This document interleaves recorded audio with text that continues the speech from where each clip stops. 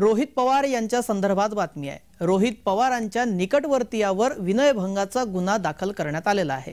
भास्कर मोरे हा रोहित पवारांचा निकटवर्ती आहे। मोरे संस्था चालक असलेल्या शिक्षण संस्थेमध्ये आंदोलन करण्यात आलं आणि चौकशी समितीने महाविद्यालयाच्या 6 प्रयोगशाळांना टाळे ठोकले। भास्कर मोरे हा रोहित पवारांचा निकटवर्ती आहे। रोहित पवारांच्या निकटवर्तीयावर गुन्हा दाखल झालेला आहे।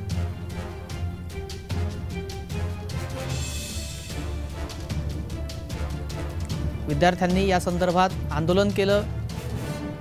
मोरेला अटक करा अशी मागणी सुद्धा विद्यार्थ्यांनी केलेली आहे।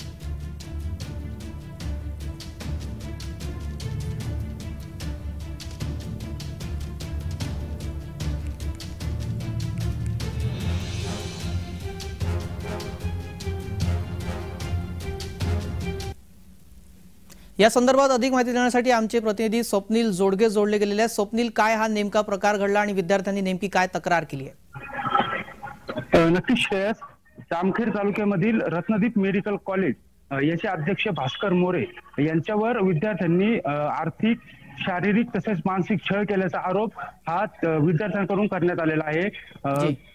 असं असताना देखील भास्कर मोरे यांना अटक करण्यात आलेली नाहीये। गेले 7 दिवस झालेत, अजूनही भास्कर मोरे हे फरार आहेत आणि अद्यापही प्रशासन त्यांची दखल घेत नाहीये। त्यामुळे आज 7व्या दिवशीही त्यांचं आंदोलन सुरूच आहे। स्वप्नील, विद्यार्थ्यांनी तक्रार काय केली? काय नेमके आरोप केलेले आहेत? काय छळ त्यांचा करण्यात आलेला होता या मोरेकडनं? आर्थिक तसेच शारीरिक आणि मानसिक या 3ही आरोप त्यांच्यावर करण्यात आलेले आहे।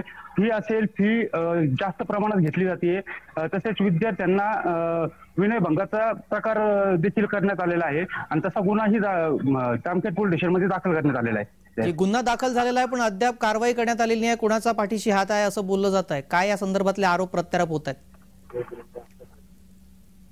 एकंदरीत अशी चर्चा आहे की त्यांचं राजकारण्यांशी संबंध आहेत, असं नाव कुणी घेत नाहीये, पण चर्चा गावामध्ये तशीच चालू आहे आणि सध्या त्यांना जोपर्यंत अटक होत नाही तोपर्यंत विद्यार्थी आंदोलनावर ठाम आहेत।